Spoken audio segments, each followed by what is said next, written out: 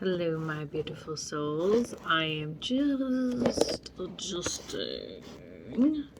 This is currently it's the Messy Human Tarot. It's still gonna be the Messy Human in some kind of form.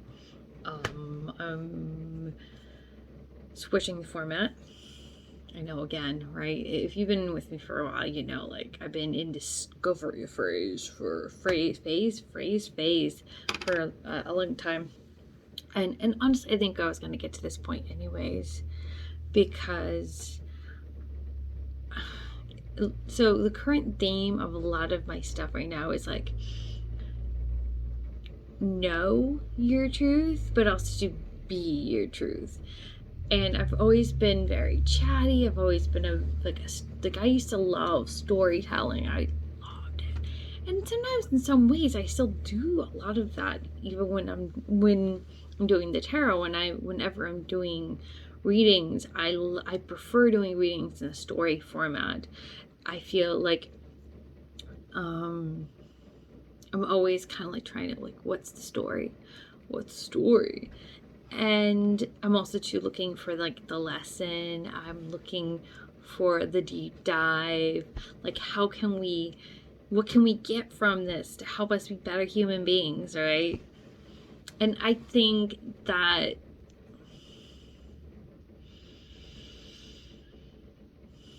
I had this aha moment going, like, I love doing tarot readings for myself. I love it. But I'm not really, like, when I'm online, I'd rather do something different for everyone out there. And so I was, like, lying in my bed waiting for my little boy to fall asleep. And I thought about all the stories that I have in myself. Because I've been around for a while now at this point. I mean, I'm not quite as full of chapters as some other people, but I have more than I did in my 20s. And one of the stories I was thinking of was about how I disconnect from my emotions in any kind of means I possibly can, because if even the smallest emotion feels overwhelming. And when I do this sort of thing over time, what happens is there's a buildup, right? And then, as I was explaining to my partner, I was saying, like, it's like you're getting a tsunami when you could have just had, like, waves, and it crashes over your head. And the first couple crashes are really tough. They're very emotional, they're very triggering, they're painful, they're exhausting, and then it kind of dies down, and the storm is over, the calm, or at least it's a lot calmer, right? And I used to be a lot better at coping skills, and I was like always like, you should do your coping skills. And then I went into a period where I was barely getting through, which is highly ironic because I was in a very stressful job, and I left that job because I got toxic, and I went into another toxic job, but it was different enough that in order to get through it emotionally, I had to disconnect completely. And so I got into this bad habit of treating my emotions as if it was the enemy, because I felt trapped. I felt like I was a prisoner. I felt like my whole world was crumbling. And in order to get through that really tough period of time, I got really into watching Asian dramas. There's a lot of betrayal in those Asian dramas. But I needed something. Anything really. And it did get to the point where I had this aha moment going like, well, you can't do that anymore. Like, that's not helping you. It's actually going to get you in trouble, and you're going to make a big mistake that you're going to regret if you keep doing this to yourself. If you like anything you hear, by the way, please like, comment, subscribe, share, because then that can help me get bigger. That means I can add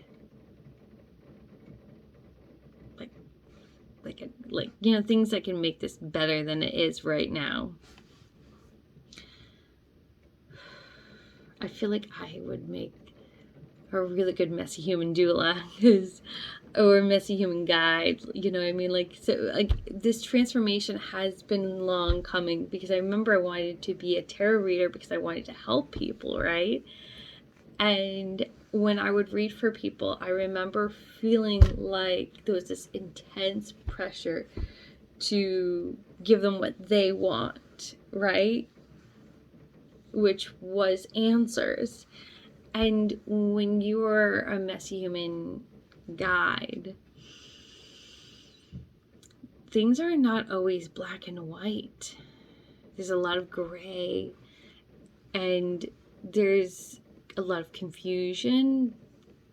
There's also too a lot of wiggle room, believe it or not, especially if you allow it in yourself and other people, where you're like, you know what, like, I really shouldn't have this high expectation of this person. Like, I really need to understand where they're at and be okay with that, you know? And I've been trying to do that a lot lately, like, especially the past couple of days, because I kind of had a realization, like this weird sudden moment where I actually got scared. Like, not because I did, I felt like I almost crossed a boundary.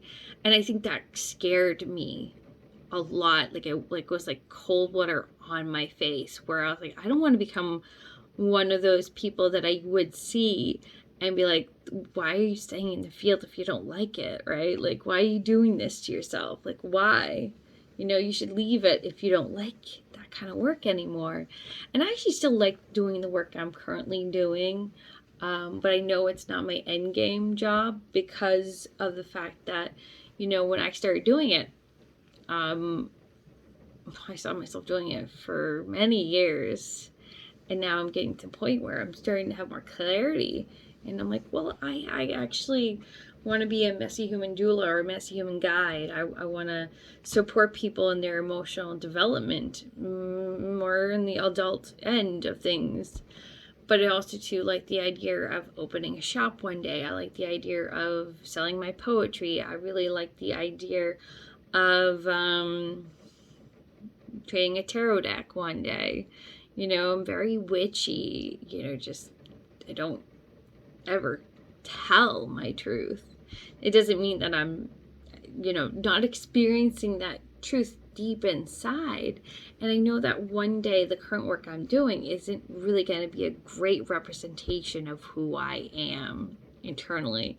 And anytime that you kind of shove your truth aside, it builds. Like, it's like you're like a dam, something's going wrong, you're having all this flooding, and the dam can't hold it back anymore. And so again, like, this connection to the unconscious, to emotions, water, the moon, you know, anytime you repress or deny, whether it's your emotions or your true self, there becomes a point where the things that are keeping it at bay start to experience strain, and they start to kind of bend, waver, crack. Something gets damaged, and then a whole town is gone. Like catastrophe, like something so, oh my God, like a tower card moment. And you're thinking to yourself, like, what have I done? And that's kind of why when I was like, when I had that moment where I thought I could nearly cross the line, I was like, you know what? We need to kind of wind back down. We need to kind of make it so that that doesn't happen.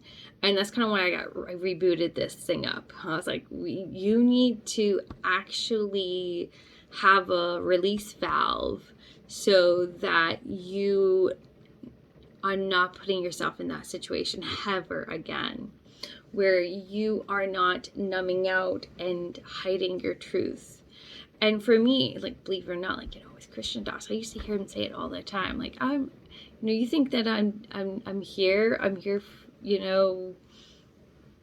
because I want to be here. No, I'm doing this because I have to be here. And I thought, when I was young, I thought, like, something in me internally kind of, like, felt a bell inside ringing, going like, yeah, I think that's going to be me one day. Like, I knew one day that would be me, where I would have to pick something up. And I would start talking about, like, as if that was the case shortly after when I heard his, from my, like, on his own podcast, I was like, that's me too. Like, one day I'm going to have no choice. I'm going to have to show up and do something so that way I stay on the right path. Because when I'm doing these videos, when I'm practicing for my podcast, there's a release valve, there's me being my authentic self, there's me connecting to my emotions once more. Like, I do best when I kind of, like, process my emotions. Like, I know I'm touching my hair a lot. I'm sorry. I tend to be very self-conscious about who I am because I grew up kind of censored and filtered. Like it's like, how dare you be this happy person? How dare you be so smart? I remember people telling me on and off in my 20s saying, like, yeah, I think so-and-so is threatened by you because you're so smart. And I'm like, yeah, because I am so smart. And I took that as a badge of honor. And I was a little arrogant about it. But it wasn't a compliment. It's not a compliment when people are threatened by you. It's actually not very pleasant as you get older, because you're like, well, I don't really want people to be threatened by me. I mean, I don't want to be scary. I don't like that. I feel like I want people to feel safe and comfortable around me. That's always my goal. So to ever think in one moment that I could be scary scares me. Like, that scares me. And that's how it should be. So you get that cold splash of water in your face and you're like, okay, all right, I'm rewinding, getting back to who the real me is. And I know that with this vlog, you're going to watch me bit by bit practice this in motion and express my truth and my emotions and the things that are helping me, but also to having these insights and how am I putting it in real life, and how am I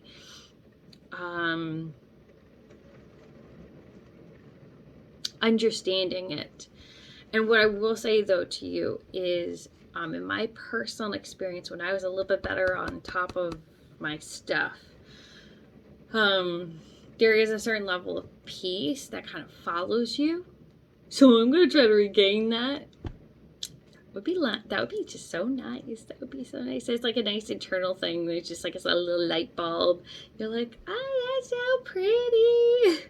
Like, I'm so glad that's there, because I don't have to worry so much. I feel like I should wrap this up in a little while. But quick FYI, like, the tarot card stuff, like, that stuff is gonna go. Like, I'm sorry, I'll keep some of it. So if you like some of it, like, it's not gonna all go. But if I feel like anything doesn't represent this show, it's gonna be gone. You know what I mean? Because I feel like more and more is like, yeah, see, like, I'm like, whoa, I was heavily censored. Like, I was inappropriate. And I think that's why the people, like, the population I work with tend to like me a lot, is they're like you're hilarious. They like love it so much, because eventually you find your tribe.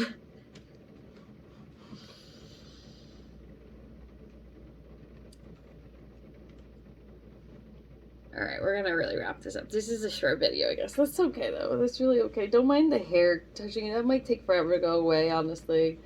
Because like literally, like, and I actually don't touch my hair as much if I have a hair piece and I put it up.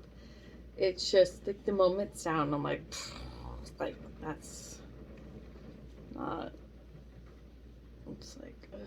All right. So this is the update part. Is that overall, let's see if a pen fixes my problem. But yeah, I am changing everything I'm doing. Yeah, the pen fixed it. Okay, good. I can focus again. I think the lesson of all of this is just kind of continuously tuning into yourself, taking deep breaths. And I understand a lot of times, like, being human is deeply overwhelming, you know, but I think we make it worse for ourselves when we're continuously disconnecting, whether it's through TV, our phone, Facebook, substance use, shopping, or controlling our bodies, whether it's, not to be insensitive, but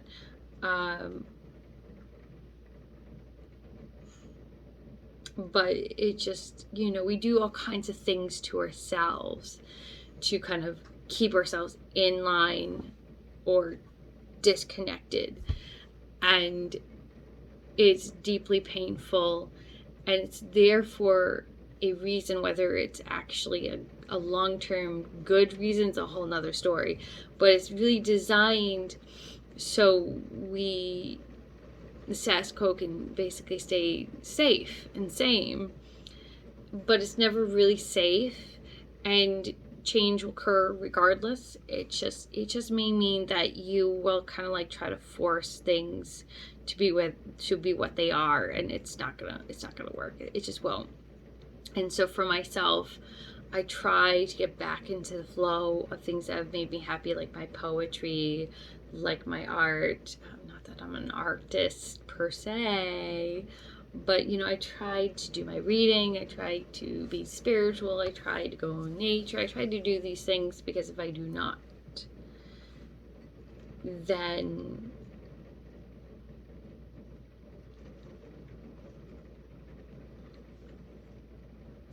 you just simply stop being human. And that's why we're the Messy Human Tarot, because the original purpose was to kind of bring that into focus, that if you are uncomfortable with the messy, then you can't be a human being. You can't escape mess. If you escape mess, then you are avoiding being human. It means that you will never be human. I know that sounds weird because, well, we're in these bodies, but that means the soul and the heart are not allowed to coexist in a physical form in a healthy way. How can you allow your spirit to experience the human life as it is if you're not feeling it? You're not feeling your heart. I just don't think you can do it. But that's my personal opinion, and I'm not an LMC, I'm not a doctor, I'm not a financial legal advisor. All choices are your own, blah, blah, blah. I'm just here to be a guide. We have this beautiful thing called free will. So I could say all kinds of things, but ultimately you have to make your own choices, and you have to really connect to what you feel. You really do. And I'm sorry if that's really scary. I'm sorry if that's really uncomfortable. I'm sorry if I ever trigger you. I can feel sorry, but also too, I can know, like, in order, for me to express my truth, I have to actually express it. And I understand that, from my own personal perspective, that receiving feedback is actually very difficult when you are dysregulated. But I feel like when we're open and receptive to feedback, even just a little itsy bitsy little nugget, you are still doing far better than someone who absolutely will not listen to anything. So give that you person a pat on the back, and I will leave you. Merry meat, blessed be, amen to your good health, and bye.